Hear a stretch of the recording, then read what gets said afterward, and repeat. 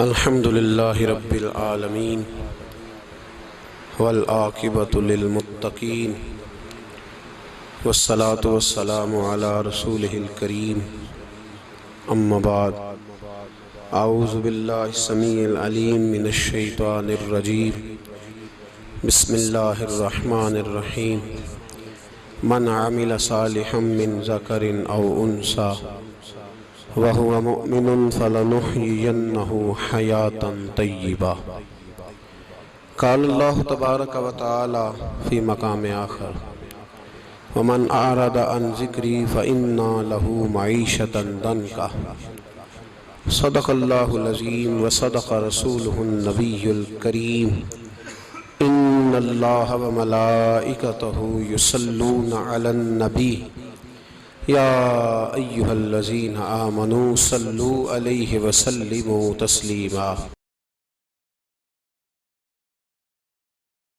اللہم صلی علی سیدنا و مولانا محمد معدن الجود والکرم وآلہ وصحبہ وبارک وسلم۔ عزیز دوستو، انسانی زندگی اثرات لیتی ہے، اچھے اثر بھی ہوتے ہیں، برے اثر بھی ہوتے ہیں۔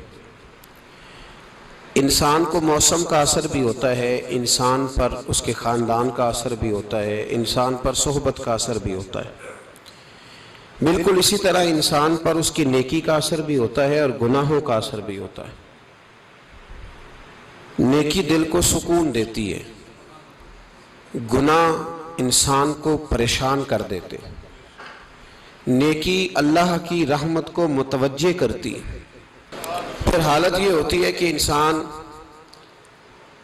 اپنی ان پریشانیوں کا حل کہیں اور ڈھونڈتا پھرتا ہے، حالانکہ جب گناہوں کی بیماری لگے تو اس کی شفا توبہ میں ہوتی ہے، اس کا حل اللہ کے حضور معافی مانگنے میں ہوتا ہے، پہچاننے میں ہوتا ہے کہ مجھ سے کہاں غلطی ہو گئی، کس جگہ جا کے کمزوری میں نے دکھائی۔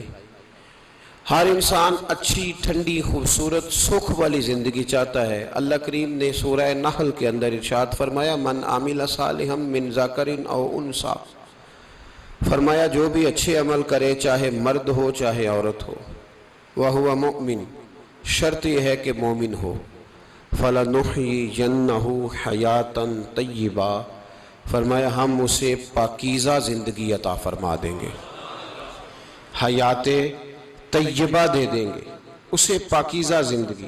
شرط کیا ہے؟ من عاملہ صالحہ، نیک عمل کرے۔ کون سے عمل کرے؟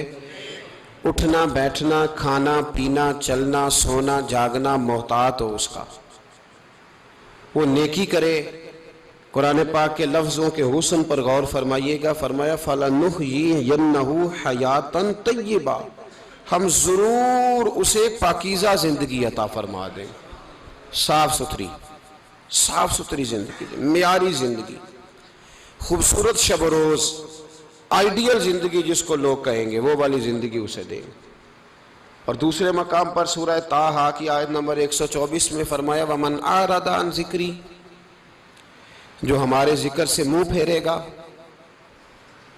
جو ہمارا کھا کے چہرہ کسی اور طرف کرے گا، جو چلے گا ہماری زمین پر لیکن توجہ کسی اور طرف ہوگی، آسمان کی چھت ہماری بنائی ہوئی لیکن اس کے خیالات کہیں اور ہوں گے، فَإِنَّ لَهُ مَعِيشَةً ضَنْكًا، فرمایا ہم اسے تنگ زندگانی عطا کر دیں گے، اس کی زندگی تنگ ہو جائے گی، اس کی معیشت تنگ ہو جائے گی۔ گناہ زندگی کو تنگ کر دیتے ہیں، نیکی زندگی میں آسانی پیدا کرتی ہے۔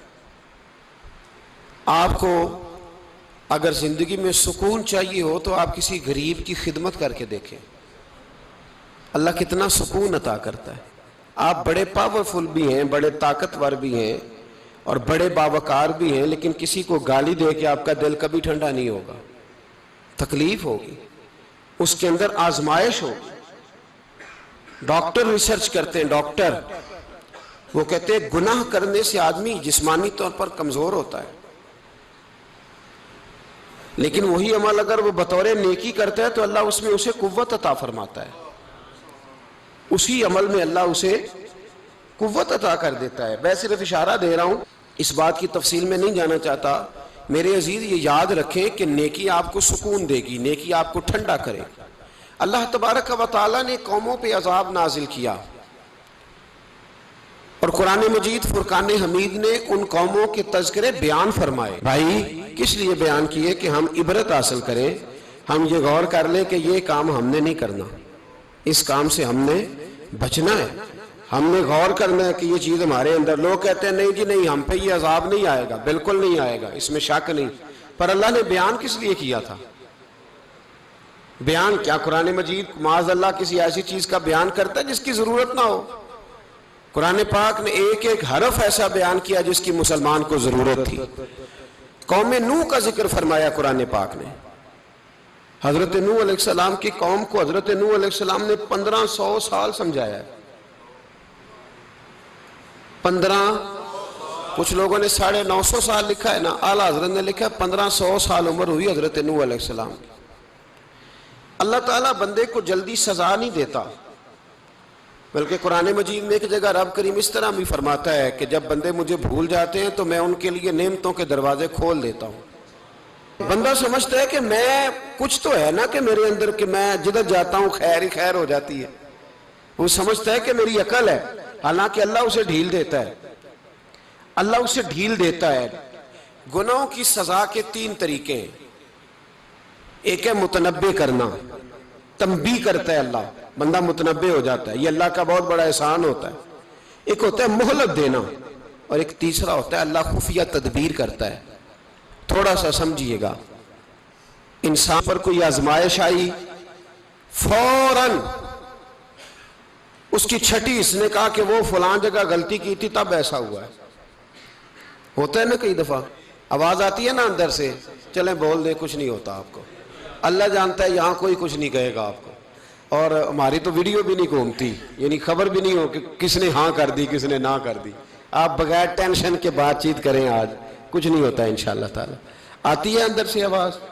میں آپ سے اس لیے ان چیزوں کی تصدیق کراتا ہوں کہ باقیوں کو بھی آتی ہے کہ نہیں، اس لیے تصدیق۔ کبھی کوئی کسی جگہ انسان پریشان ہوتا ہے تو محسوس کرتا ہے کہ وہاں مجھ سے ہوتا ہے نا جی، جس کو یہ نصیب ہو جائے بڑا خوش نصیب آدمی ہے۔ حضرت مولا علی فرماتے ہیں اگر تجھے دنیا میں سزا مل گئی تو بچ گیا ہے، سمجھ پھر اللہ کرم کرے گا، آخرت میں سزا نہیں دے گا۔ اور یہ یاد رکھ لے، وما اصابکم من مصیبت فبما کسبت ایدیکم ویعفو عن کثیر۔ اللہ فرماتا ہے دنیا میں تجھے جو بھی تکلیف پہنچتی ہے وہ تیرے ہاتھوں کے کرتوتوں کی وجہ سے پہنچتی ہے۔ ویعفو عن کثیر، فرمایا کثیر گناہ تو میں ویسے ہی معاف کر دیتا ہوں۔ یہ جو تیری زندگی میں دکھ ہے نا، یہ بھی میری قلیل سزائیں ہیں۔ یہ کثیر پر سزا، یہ قلیل ہے، قلیل یہ جو تمہاری زندگی میں تکلیفیں۔ انسان کو سزا ملتی۔ حضرت فضیل بن عیاض رحمۃ اللہ تعالی علیہ گھوڑے پہ بیٹھے تھے، گھوڑا شرارت کرنے لگ گیا، اچھلنے لگ گیا، کودنے لگ گیا، تو حضرت فضیل بن عیاض نیچے اترے، ایک کونے میں جا کے نماز کی نیت باندھ لی، 2 رکعت نماز پڑھی، پھر دیر تک استغفار پڑھتے رہے، روتے رہے، دعا کرتے رہے، واپس آئے۔ خادم عرض کرنے لگے حضور سمجھ نہیں آئی، گھوڑے نے تھوڑی سی شرارت کی، وہ بدکا ہے، آپ نے اس کو چھوڑا ہے اور چھوڑ کر کے آپ نماز میں لگ گئے۔ تو حضرت فضیل بن عیاض فرمانے لگے جب بندہ اللہ کی نافرمانی کرتا ہے نا تو جو چیزیں اس کی فرما بردار ہوتی ہیں وہ اس کی نافرمانی کرنے لگ جاتی۔ تو مجھے محسوس ہوا تھا کہ میں نے کہیں اللہ کی نافرمانی کی ہے، اس لیے ایسا ہوا ہے کہ میرے گھوڑے نے میری، تو میں توبہ کرنے لگا ہوں، اور اب دیکھتا ہوں بیٹھ کے بھلا کیا ہوتا ہے۔ میں نے سچی توبہ، حالانکہ مجھے یاد نہیں کہ میں کہاں بولا، پر کھری اور سچی توبہ کی۔ دوبارہ گھوڑے پہ بیٹھے تو گھوڑا بالکل صحیح ہو کے ساتھ چلنے لگ گیا۔ میرے بھائی جب یہ تنبیہ ہے اللہ کی طرف سے، یہ متنبع کیا جاتا ہے کہ تو بعد آ جا۔ بہت ساری جگہوں پہ انسان کو وقتی طور پر اگر سزا مل جائے، نبی پاک علیہ السلام کی خدمت میں ایک صحابی آئے، بات مضبوط کر دوں، واقعہ سنایا ہے نا تو کچھ لوگ سمجھتے ہیں کہ یہ واقعہ ہے، تو میں ایک حدیث پاک امام بہقی کی لکھی ہوئی عرض کرتا ہوں۔ نبی پاک علیہ السلام کے ایک صحابی آئے اور ان کا سر پھٹا ہوا تھا، خون بہ رہا تھا۔ سرکار نے فرمایا کیا ہوا؟ عرض کی حضور ایک عورت جا رہی تھی، میری نظر پڑی، ابھی نظر پڑی ہے کہ میرے آگے ستون آ گیا تو میرے سر پہ لگ گیا۔ نبی پاک صلی اللہ علیہ وسلم نے فرمایا تیرے لیے خوشخبری ہے، اگر دنیا میں تیری غلطی کی تجھے سزا ملی ہے تو پھر رب تجھے قیامت میں سزا نہیں دے گا. پھر اللہ قیامت میں سزا، بعض گناہ ایسے ہیں جن کی یہاں بھی سزا ملے گی اور وہاں بھی ملے، لیکن میرے بھائی پہلی بات یہ ہے کہ اللہ تعالیٰ اس غلطی کی یہیں سزا دے لے اور دعا فرمائے اللہ تبارک و تعالیٰ یہاں بھی معافی عطا فرمائے وہاں بھی معافی عطا فرمائے، اللہ درگزر ہی فرمائے. لیکن میرے بھائی ایک تو یہ سزا، ایک سزا یہ ہوتی ہے کہ انسان جب گناہ کرنے لگتا ہے تو اللہ نعمتوں کے دروازے کھولتا ہے، مہلت دیتا ہے. 500 سال تک فرعون کو مہلت دی. کتنے؟ یہاں جو 5 سال حکومت کر لیتا ہے وہ کہتا ہے سب سے قابل میں ہی ہوں، مجھے مہلت جو ملی ہوئی ہے. 500 سال مہلت دی اللہ تعالیٰ نے. اور فرعون کی قوم پر پتہ عذاب کس طرح کیا آئے تھے؟ ٹڈیاں مسلط کر دی اللہ نے. یہ گھومتی نہیں چھوٹی سی، ہم اپنی زبان میں اس کو کچھ لوگ مختلف ناموں سے یاد کرتے ہیں، کوئی مکڑی کہتا ہے، کوئی کچھ کہتا ہے. مسلط کر دی، جاتی نہیں. ان پر بنی اسرائیل کے ان مقابل جو فرعون کی قوم تھی ان پر الزام اس طرح کا عذاب آیا کہ مینڈک مسلط کر دی اللہ تعالیٰ. برتن کھولتے تھے اندر مینڈک نکلتا تھا. دنیا کی ہر دوائی استعمال کرتے تھے لیکن مینڈک نکل آتا تھا. تھوڑا سا سمجھا کریں چیزوں کو. ہمارے رنگ نہیں زیادہ گورے کہ ہم پر عذاب نہیں آتا. کوئی بہت زیادہ اللہ تعالیٰ معاف فرمائے دولت نہیں جمع کرا بیٹھے شاہی خزانے میں کہ ہم سے پوچھا نہیں جائے گا. یہ مہلت ہے، مہلت کو مہلت سمجھو. پھر جب پکڑ آتی ہے نا اللہ کریم کی، میں نے دیکھا ہے کروڑوں روپیہ، 6 اولادیں. ایک شخص کے بچے باہر سے آ رہے تھے، وہ بندہ بیمار تھا. مجھے کہنے لگا حضرت جی دعا کریں میں ان کے آنے سے پہلے مر جاؤں ورنہ آ کے مجھے مار دیں گے. دعا کریں. اتنی بے سکونی، کروڑوں روپیہ پڑا ہے تو یہ عذاب نہیں؟ کوئی ضروری ہے کہ پتھر ہی برسیں گے تو سمجھ آئے گی؟ یہ جو سگا بیٹا بوڑھے باپ کے قریب سے گزر جاتا ہے سلام نہیں لیتا تو اس کو عذاب نہیں سمجھتے؟ یہ جو امت کی بیٹیاں، امت کی بچیاں، ہماری بچیاں ایک سال کے اندر 75 76 ہزار بچی ایک ڈویژن سے بھاگ کے شادی کر رہی ہے اور ایک صوبے سے، تو اس کو آپ اللہ کا عذاب نہیں سمجھتے؟ یہ معمولی بات ہے. نہیں ہمارے رنگ ہو رہے ہیں، ہم بڑے سمارٹ ہیں. 1500 سال مہلت دی نوح علیہ السلام کی قوم کو. کتنے سال؟ بول کے بتائیے، بول کے دوبارہ بولیے. 1500 سال. کوئی آدمی اپنی سمارٹنس پہ خوش نہ ہو جائے کہ 20 سال ہو گئے میں تو نافرمانی بھی کر رہا ہوں، روٹی بھی پک رہی ہے، میں تو حرام بھی کھا رہا ہوں پھر بھی سب ٹھیک ہے. 1500 سال مہلت دی. پھر حضرت نوح کہنے لگے اللہ میں نے تو بڑا سمجھایا نہیں باز آتے. تو رب کریم نے فرمایا کشتی بناؤ. اللہ کے پیغمبر کشتی بنانے لگے تو قوم مذاق اڑانے لگ گئی. اب کیا کرنے لگے ہو؟ اب کشتی بنانے لگے ہو، خیر تو ہے، قوم مذاق اڑا رہی ہے. حضرت نوح علیہ السلام کا آپ نے کشتی بنائی، پانی کہاں سے نکلا؟ نہ بارشیں ہوئی نہ سیلاب آئے. ایک تندور تھا اس کے اندر سے پانی نکلنا شروع ہو گیا.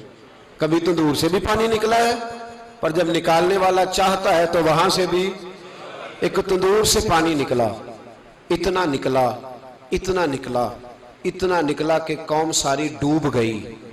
قرآن مجید کے صفحات شہادت دیں گے کہ حضرت نوح کی قوم کا بچہ بہ گیا.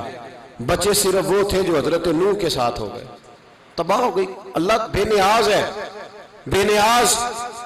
1500 سال مہلت ملے اور تو پھر بھی کہے رب بڑا کریم ہے معاف کر دے گا. 1500 سال تجھے گنجائش دے اور تو کہے کوئی نہیں بات معافی ملنی چاہیے ابھی بھی.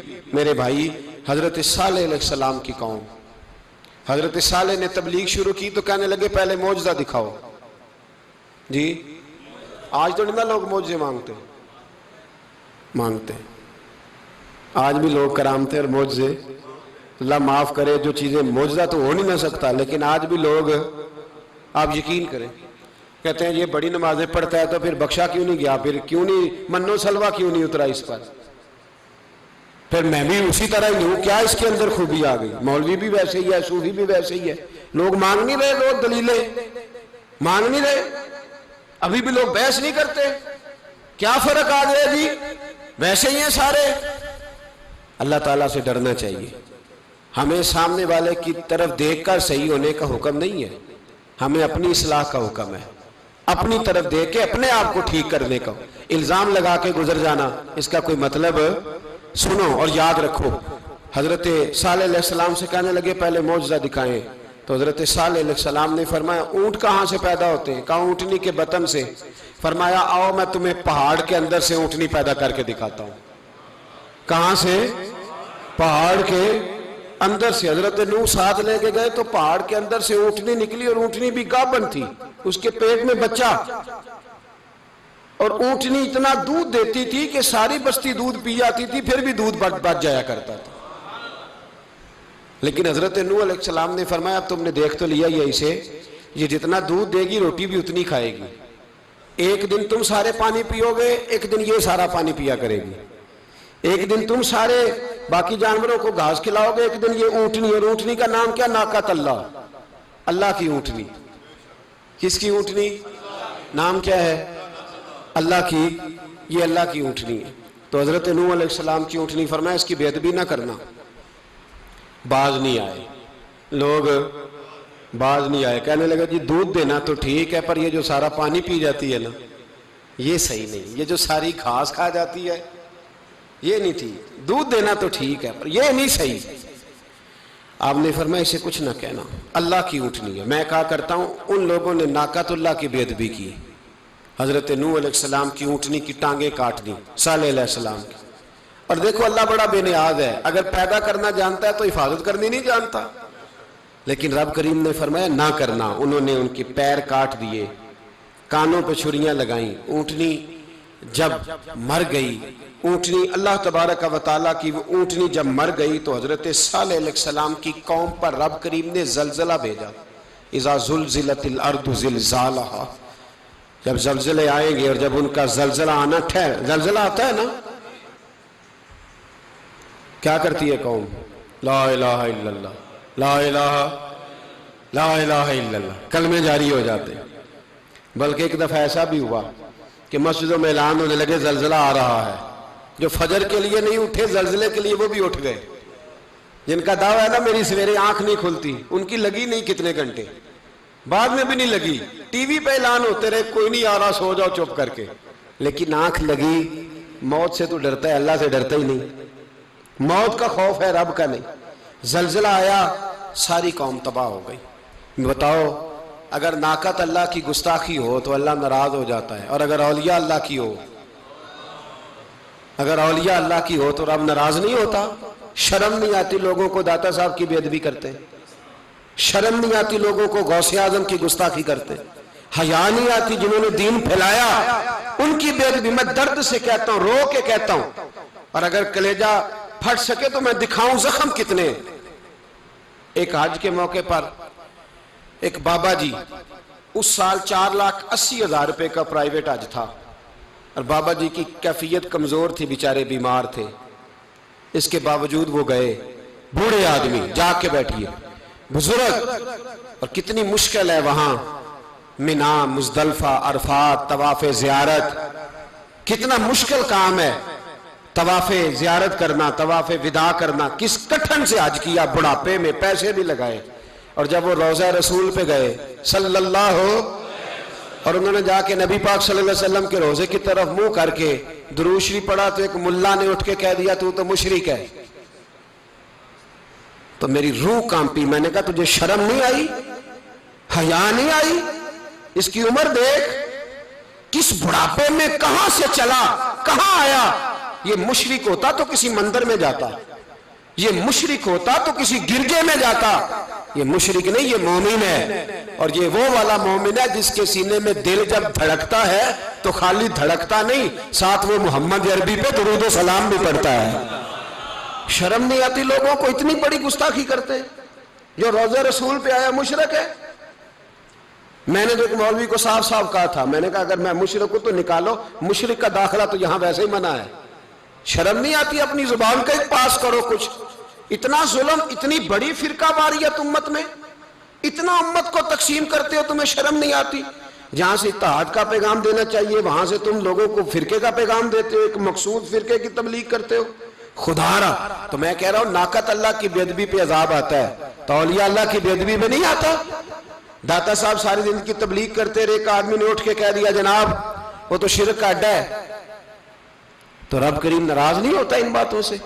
ہمیں خیال کرنا چاہیے، اللہ سے ڈرنا چاہیے. ان چیزوں سے عذاب آتا ہے اور آ رہا ہے. اللہ تعالی ہمیں محفوظ فرمائے. اللہ ہمیں اس سے، قوم لوط پہ بھی عذاب آیا. ہم جنس پرستی، مرد مردوں سے بدکاری کرتے ہیں. حضرت نوح نے سمجھایا کہ یہ کام درست فطرت کے خلاف ہے، یہ کام درست نہیں. جب انسان یہ کام کرتا ہے تو زمین اور آسمان کانپتے ہیں. اب میں کیسے کھول کے بتاؤں، میرے پاس اعداد و شمار ہیں کہ پاکستان کے اندر اس کام کی کیفیت کیا ہے اور کس طرح کر کے لوگ، میں تو رونا روتا رہتا ہوں داڑھی کا. لوگ کئی دفعہ کہتے ہیں حضرت صاحب پہلے بھی آئے تھے تو داڑھی کی بات، پھر بھی آئے تو داڑھی کی بات. تو میں رونا روتا ہوں، اس لیے روتا ہوں کہ جو کلین شیو نوجوان ہوتا ہے وہ امرد کے حکم میں ہے، اس پر وہی حکم لگتا ہے جو عورت پہ لگتا ہے. اس کے ساتھ مرد کا اٹھنا بیٹھنا اسی طرح ناجائز ہے جس طرح عورت کے ساتھ.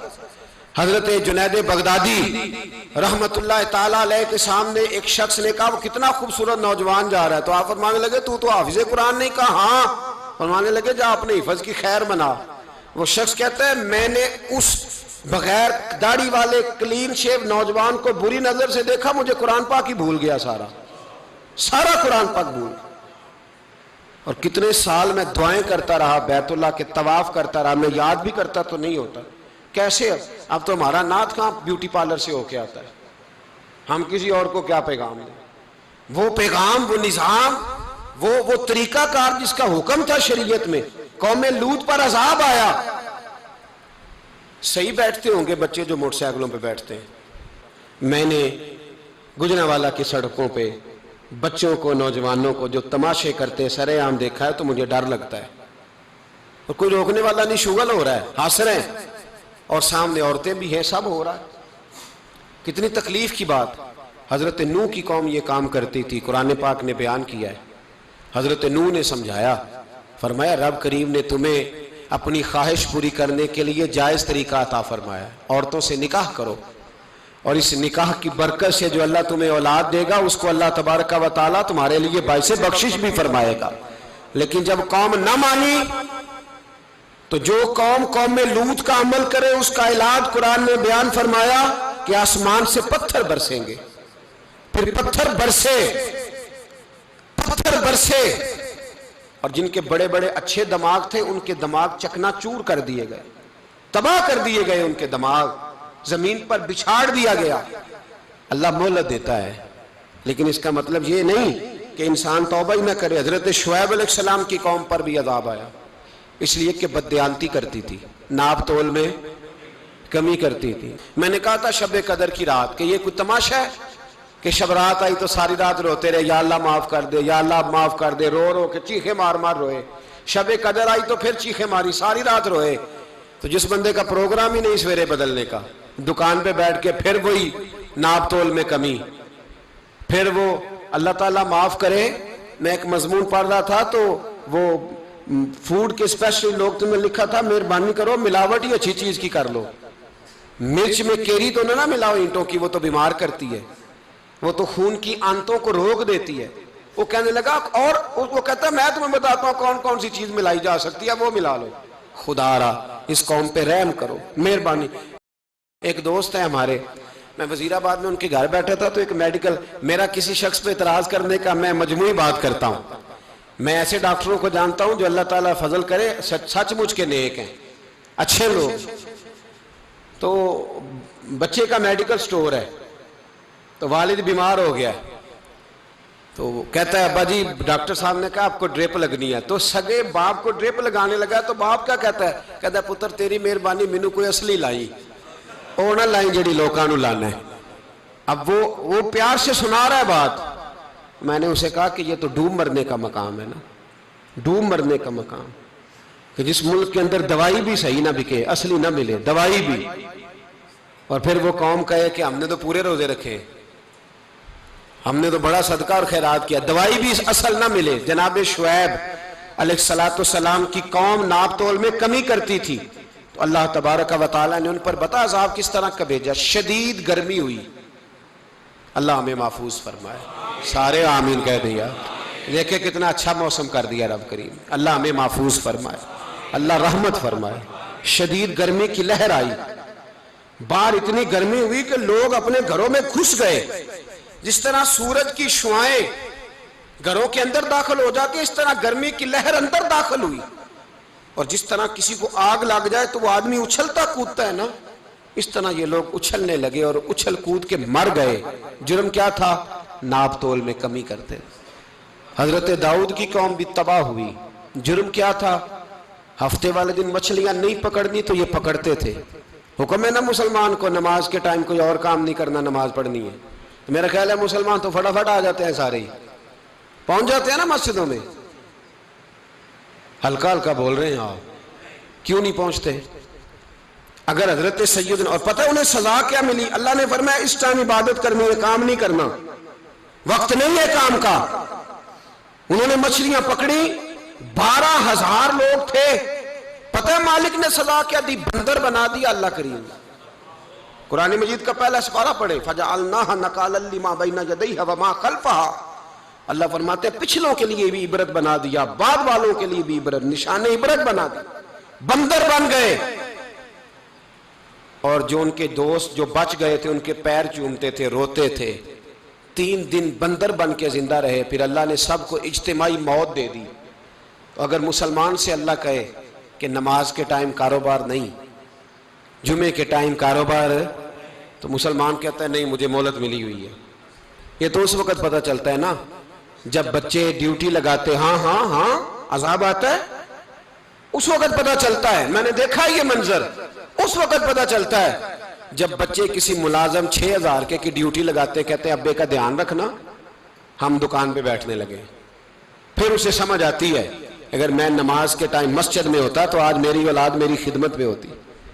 میں نماز کے ٹائم مسجد نہیں گیا تو بچوں نے 6,000 کا ملازم بٹھایا ہے، ابا جی کا خیال رکھ، ایک نرس بلائی ہے تو خیال رکھ۔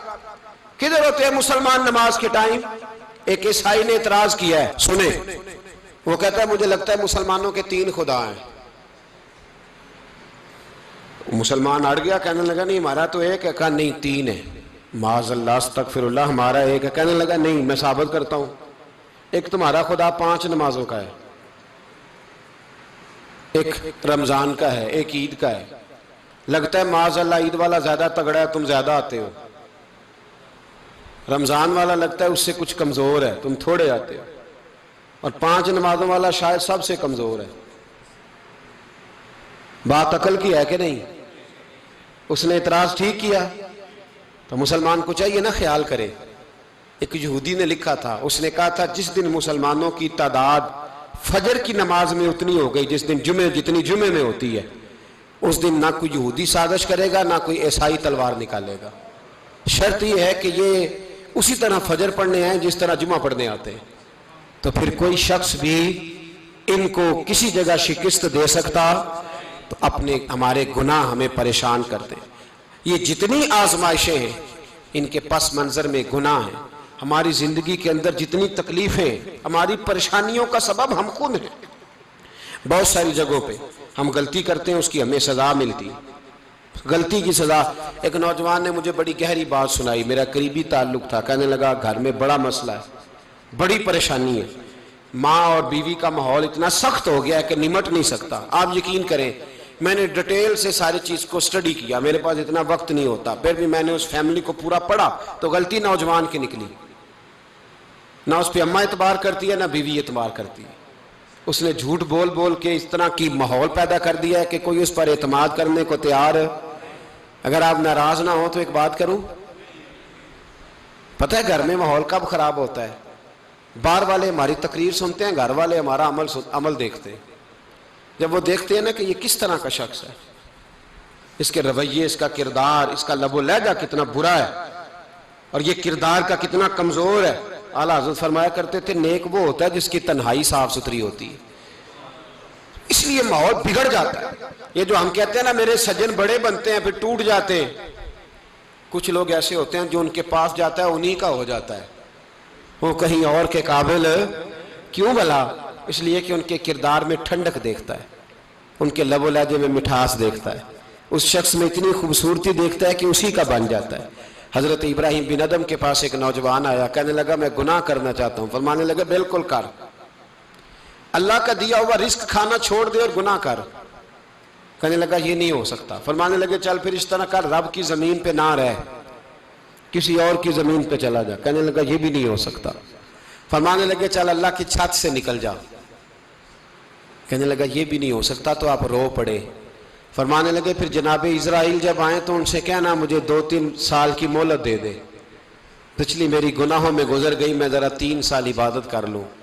تو وہ شخص بھی رونے لگا، کہنے لگا حضور وہ مہلت نہیں دیتے، وہ جب لینے آتے ہیں تو پھر لے کے اللہ تعالیٰ نے جب انسان بنانا چاہا نا تو جناب جبریل کو کہا مٹی لے کے آ زمین سے۔ حضرت جبریل نے مٹی پہ ہاتھ ڈالا تو باقی کی مٹی رونے لگ گئی، اسے جدا نہ کر۔ تو جناب جبریل چھوڑ کے چلے گئے۔ حضرت میکائیل کو بھیجا مٹی لا، مٹی پہ ہاتھ ڈالا تو باقی کی مٹی رونے لگ گئی، چھوڑ کے چلے گئے۔ جناب اسرائیل کو بھیجا، مٹی پہ ہاتھ ڈالا تو باقی کی رونے لگ گئی، چھوڑ کے نہ جاؤ۔ تو حضرت اسرائیل فرمانے لگے تیرا رونا دیکھو کہ رب کا حکم دیکھو۔ وہ لے گئے، جب پیش کی تو رب کریم نے فرمایا اسرائیل جان نکالنے کی ڈیوٹی بھی تیری، تو مٹی کو لے آنا، باقی مٹی روتی بھی رہے تو روتی رہے، جب میرا فیصلہ آ جائے تو پھر اس میں کوئی گنجائش، ہم کھاتے بھی اللہ کا ہیں، نافرمانی بھی اس کی کرتے، زمین پہ بھی اس کی چلتے ہیں، نافرمانی بھی اس کی کرتے، حکم کسی اور کا مانتے، چھت پہ رب کریم کی رہتے۔ اس طرح نظام نہیں چلتا۔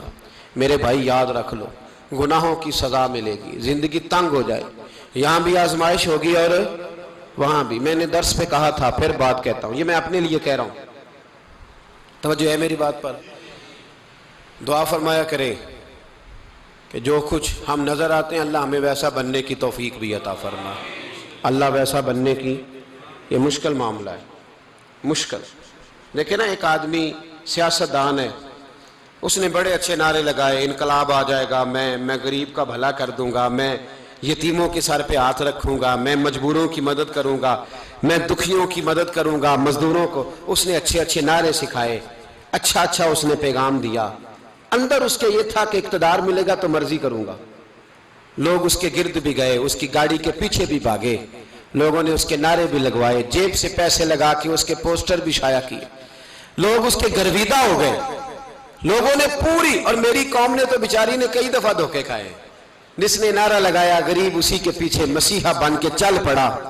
آج دھوکہ دے لیا، لوگوں کو پیچھے لگا لیا۔ یہ بتاؤ اگر راز کھل جائے، اگر راز کھل جائے کہ یہ دھوکہ دے رہا ہے، یہ فریب کر رہا ہے، تو لوگ اس کا کیا حال کریں گے؟ یہ راز قیامت میں کھل جائے گا، قیامت میں یہ راز یہ کھل جائے گا، یہ دھوکے باز تھا۔ اذا زلزلت الارض زلزالہا، جب زلزلہ آئے گا جیسے اس کا آنا ٹھہرا، واخرجت الارض اثقالہا، زمین اپنے بوجھ باہر نکال دے گی۔ اس سے مراد کیا ہے کہ زمین پہ جو جرم ہوئے زمین بتا دے گی، باہر نکل آئے۔ وقال الانسان ما لہا، انسان کہے گا اسے کیا ہوا، یہ تو سب کچھ بتا رہی، بوجھ باہر نکال دے گی۔ ایک آدمی پیر طریقت بن کے بیٹھ گیا، جبہ کبہ پہن کے، بڑی پگڑی باندھ کے بیٹھ گیا، اچھی اچھی نیک باتیں بتانے لگا، لوگ اس کی دست بوسی کرنے لگے، ہاتھ چومنے لگے، پیچھے لگ گئے، خدمت کرنے لگے، جیب سے نذرانہ دینے لگے، اس کے نام پر لوگ اپنی جیب سے لنگر پکانے لگے، خانقاہ کی خدمت ہونے لگی، مہمان اس کے آتے، نوکری کوئی اور کرتا۔ میں نے کہا تھا شاید اپنے لیے کہہ رہا ہوں، ڈیوٹیاں لوگ کرنے لگے، حالات بدلنے لگے، لیکن اس کے اندر تو چور تھا، وہ تو دکاندار تھا، تو یہاں جو اس کے پیچھے لگے تھے وہ تو سچے تھے، انہیں تو اجر ملے گا، لیکن اس کا جب راز کھلے گا تو بڑی رسوائی ہوگی، اس کا جب راز کھلے گا تو بڑی۔ ایک میری طرح کا دیندار تھا، جو چہرے کا تو نیک تھا، اندر پتہ نہیں کیا کچھ تھا۔ ایک طوائف گزر رہی تھی، اس نے اس کو تبلیغ کر دی، کہنے لگا بس کر دے، سیانی بن جا۔ تو کسی دانشور میں لکھا ہے اس نے بڑا سخت جواب دیا، اس عورت نے کہنے لگی بابا میں تو جو ہوں وہ نظر بھی آ رہی ہوں، تو بتا جو تو نظر آتا ہے وہ تو ہے کہ نہیں؟ اس بندے نے چیخ ماری اور بے ہوش ہو کے گر پڑا۔ تو لوگوں نے کہا بابا آج کسی صوفی کا کلام سنا ہے جو بے ہوش ہو گیا؟ تو اس نے کہا نہیں، آج طوائف کی بات سنی ہے، طوائف کی۔ اور وہ عجیب بات کر گئی ہے، وہ کہہ گئی ہے میں تو جو ہوں میں نظر آ رہی ہوں، تو بھی تو بتانا، تو بتانا کہ تو دستار امامت پہنتا ہے۔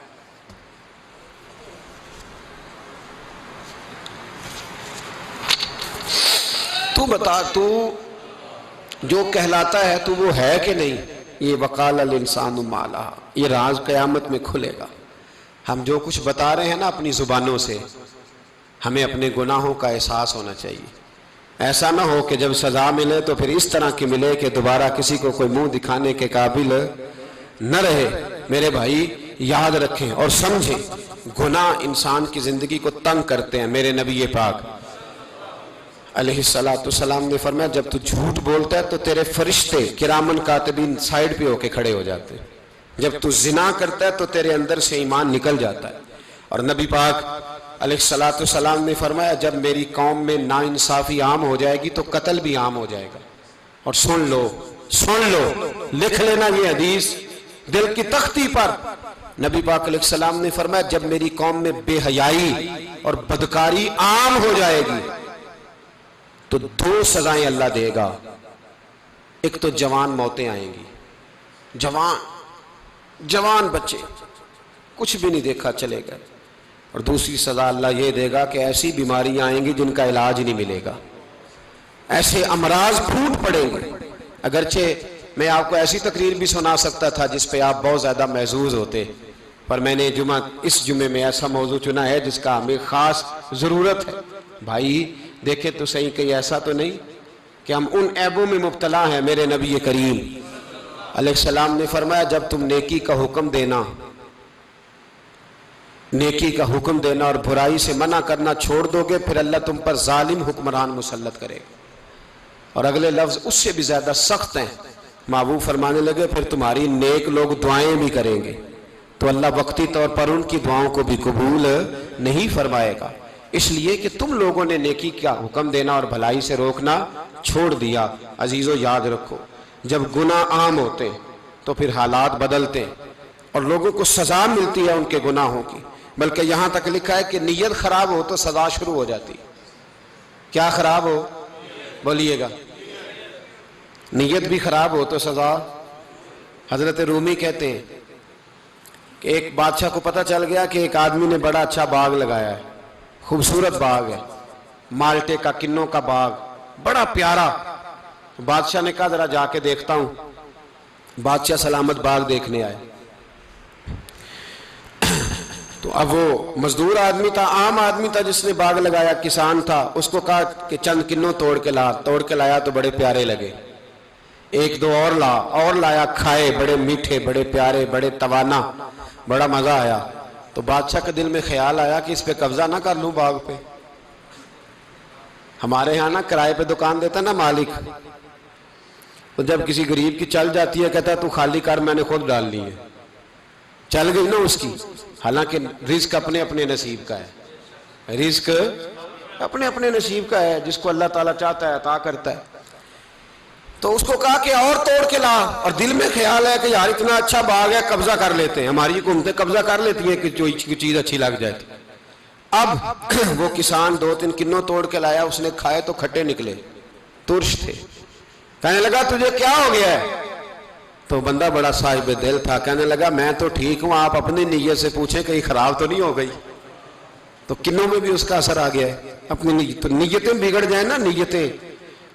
اب ایک بات کہنے لگا ہوں، غور سے سننا، جب تک دو بھائی اکٹھے کاروبار کرتے ہیں نیت ہوتی ہے کہ ہمارا گھر چلے گا، تب تک اللہ برکت دیتا ہے۔ اور جب اپنی اپنی جیبیں سمیٹنے لگ جاتے ہیں نا کہ یہ میرا 5000 ہے آج میں گیا تھا اگرائی کرنے، یہ میرا 10000 ہے آج میں نے محنت زیادہ کی، جب وہ ٹٹولنے لگتے ہیں پھر اس دکان سے بھی برکت اٹھ جاتی ہے، پھر وہاں سے بھی برکت چلی جاتی ہے۔ فَإِنَّ لَهُ مَعِيشَةً ضَنْكَ، فرمایا جب تو میں منہ پھیر لیتا ہے پھر تیری زندگی اللہ تنگ کر دیتا، پھر وہاں سے بھی برکت، خوبصورتی، اثر اٹھ جاتا ہے۔ ایک سنار نے گلی میں ایک یتیم چھوٹے سے بچے کو گھومتے دیکھا تو سنار بے اولاد تھا، بچے کو اٹھا کے گھر لے آیا، 18 سال اس بچے کی پرورش کی، اس کو پالا پوسا، جوان کیا۔ سنار کے پاس وہ دکان پہ چلا جاتا، وہ کئی دفعہ دکان پہ رہتا، کئی دفعہ گھر میں رہتا۔ ایک دفعہ وہ دکان پہ تھا، بچہ گھر تھا، 18 سال کا جوان، اس کی بیوی اکیلی تھی۔ وہ جس نے ماں بن کے پالا تھا اس نے اسی پہ حملہ کر دیا، اس کا بازو بری نیت سے تھاما، بیوی چیخی۔ تھوڑی دیر گزری تو وہ نوجوان پیروں میں بیٹھ گیا، کہنے لگا اماں پتہ نہیں مجھے کیا ہوا۔ شام کو سنار آیا، بیوی چیخنے لگی، چلانے لگی، کہنے لگی آج عجیب بات ہوئی، جس کو میں نے جگر کا خون دے دے کے پالا اسی نے گندی نظر ڈالی۔ سنار محو حیرت ہے، بیوی کا خیال تھا کہ لاٹھ اٹھائے گا، ڈنڈا اٹھائے گا، نوجوان کو مارے گا، لیکن وہ رونے لگ گیا۔ اس نے کہا آج اس نے میرا بازو تھاما ہے، جانے کیا کیا ہے؟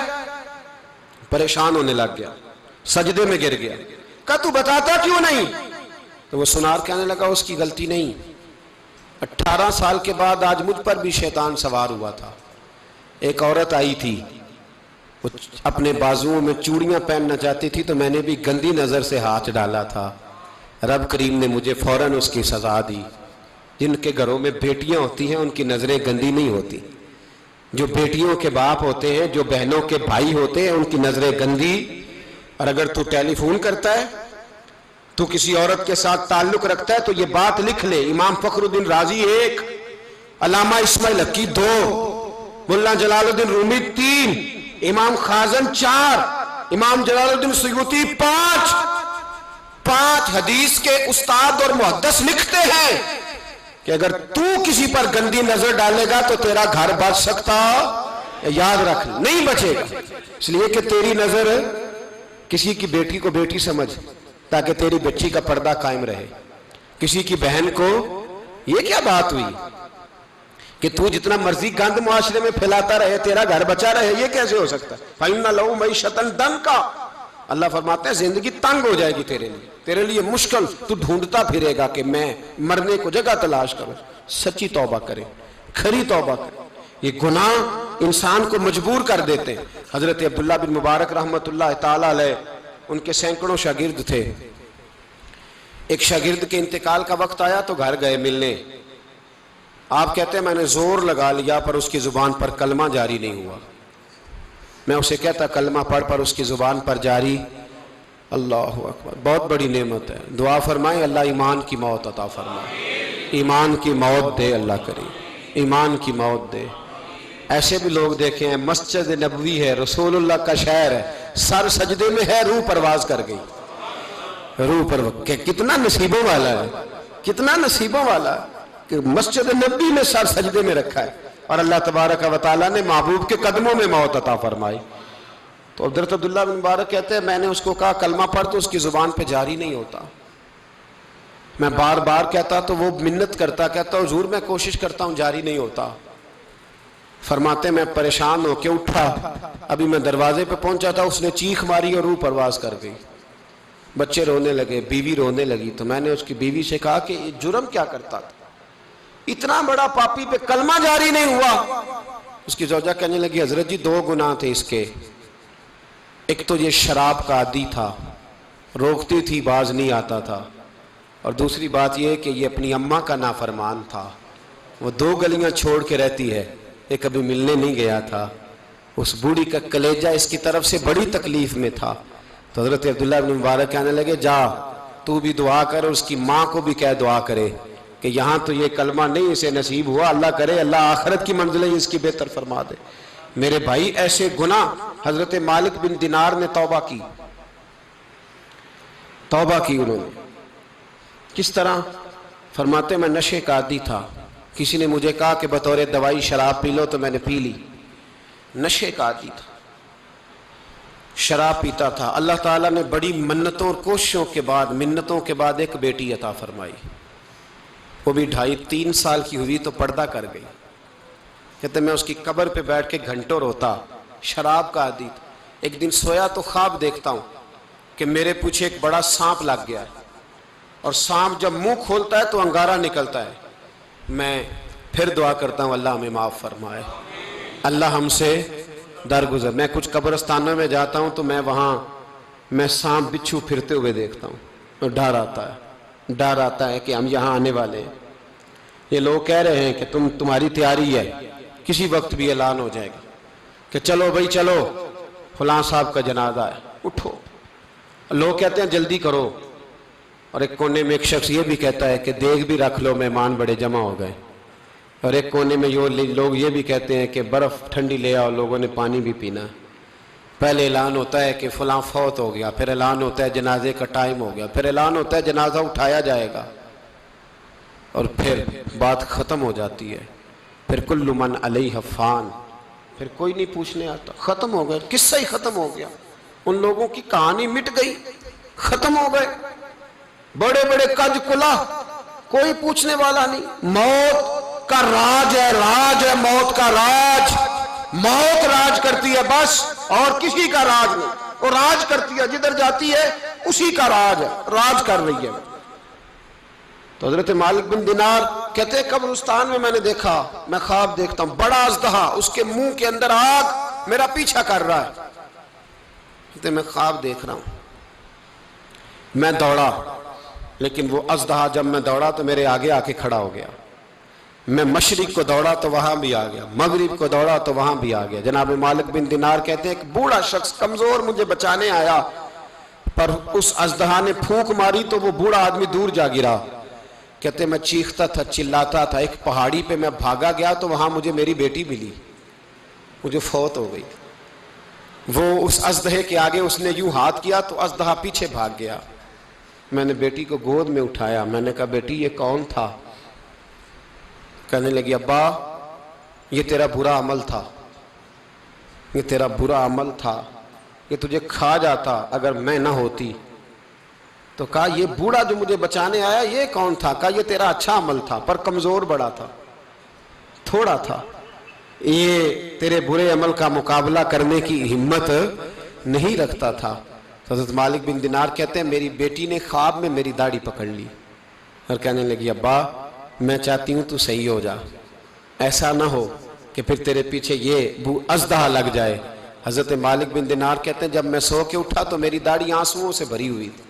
پھر اس کے بعد میں نے توبہ کی، اس طرح کی توبہ کی کہ پھر میں نے کوشش کی کہ دوبارہ میں اپنے رب کی نافرمانی نہ کروں۔ حضرت عبداللہ ابن عباس فرماتے تھے جو دنیا میں ہنس ہنس کے گناہ کرتے ہیں نا، ہنس ہنس کے، جھوٹ ہنس ہنس کے بولتے ہیں، ہنس ہنس کے لوگوں کی غیبت کرتے ہیں، فرمایا یہ جو تمہیں ہنس ہنس کے گناہ کرتے نظر آتے ہیں ان کا رونا قیامت میں دیکھا نہیں جائے گا، ان کے آنسو قیامت میں دیکھے نہیں جائے۔ جو ہنس ہنس کے گناہ کرتے یہ روئیں گے، فَلْيَضْحَكُوا قَلِيلًا وَلْيَبْكُوا كَثِيرًا، رب فرماتا ہے زیادہ رویا کرو کم ہنسا کرو۔ نبی پاک علیہ السلام روتے تو صحابہ کہتے حضور آپ اتنا کیوں روتے ہیں؟ تو محبوب فرماتے جو میں جانتا ہوں وہ تم نہیں جانتے۔ بھائیو قبروں میں اکیلے جانا ہے، کبھی غور کرنا، اکیلے کوئی بندہ ساتھ حساب دینے نہیں جائے گا۔ اماں بڑا پیار کرتی ہے لیکن قبر میں کبھی کوئی ماں بھی ساتھ دفن نہیں ہوتی، اپنا اپنا حساب دینا، مشکل وقت ہے، حساب کر لینا چاہیے، تیاری کر کے رکھنی چاہیے۔ گناہ اگر یہاں ہماری زندگی کو تنگ کریں گے تو وہاں بھی ہمارے لیے مشکلات پیدا کریں۔ نبی کریم علیہ السلام نے فرمایا ہے کہ اللہ بڑا مہربان ہے، اللہ بڑا کریم ہے، اللہ بڑا ستار ہے، اور یاد رکھو جب کوئی اس کی ریٹ کو چیلنج کرے، جب کوئی اس کے قانون کو توڑے، جب کوئی اللہ کی اعلانیہ نافرمانی کرے، پھر رب کریم کی غیرت کو، اس کے عدل کو جوش آتا ہے، توبہ کرے سچی، مسجد کی حاضری دیں پابندی کے ساتھ۔ میری آپ سے ہمیشہ یہ گزارش رہتی ہے کہ مسجد کی حاضری پابندی سے دیں۔ میں اپیل کرتا ہوں داڑھی رکھ لیں، یہ میرے نبی کا طریقہ ہے صلی اللہ تعالی علیہ۔ واپس آ جائیں، ہماری بقا نہ ہمارے دین میں ہے، کوئی نہیں ہمیں رکھے گا، کوئی نہیں رکھے گا، کوئی نہیں۔ میرا ایک دوست رات بتا رہا تھا کہ سعودی عرب میں ایک شخص نے 30 سال محنت کی، تو جب وہ مرا ہے وہیں اس کے گھر میں فون کیا تو اس کے گھر والوں نے کہا جناب آپ کو مشکل ہوگی ڈیڈ باڈی بھیجنے میں، وہیں دفن کر دیں۔ ہاں اگر اس کا کوئی پیسہ ہے تو وہ ذرا اکاؤنٹ میں بھیج دیں، بچیوں کو ضرورت ہے۔ او بھائی تو اکیلا جائے گا، تیرے لیے مشکل ہو جائے۔ اپنے بھی ساتھ یقین کریں، بچے دعائیں کرانے آتے ہیں، کہتے ہیں حضرت جی دعا کریں اللہ اماں کی سختی معاف کر دے۔ اس کا مطلب کیا ہے کہ اماں اب جائے، اب ہمارا نمبر آئے۔ بچے تو انتظار کر رہے ہیں کہ ابا جائے اور گدی پہ ہمارا نمبر آئے، تیاری ہے۔ اکیلے جانا ہے، اکیلے، سخت سا مرحلہ ہے، اکیلے سارا کچھ فیس کرنا۔ آج توبہ کریں، وہاں کے کیڑے یہاں رہ کے ماریں، اپنے ساتھ ظلم نہ کریں۔ ہم اس قابل نہیں کہ وہاں جا کے مقابلہ کر سکیں۔ بچیں، اپنے آپ کو محفوظ کریں، بچائیں، حساب اپنا اپنا دینا ہے۔ کسی باپ نے اگر اپنے بچوں کو حرام کھلایا تو بچے تو نہیں کہہ رہے تھے نا کہ حرام لے کے آ، تو باپ نے حساب دینا، والد نے۔ لہٰذا مہربانی فرمائیں، اپنے اوپر رحم کھائیں، اپنے آپ کو سنواریں۔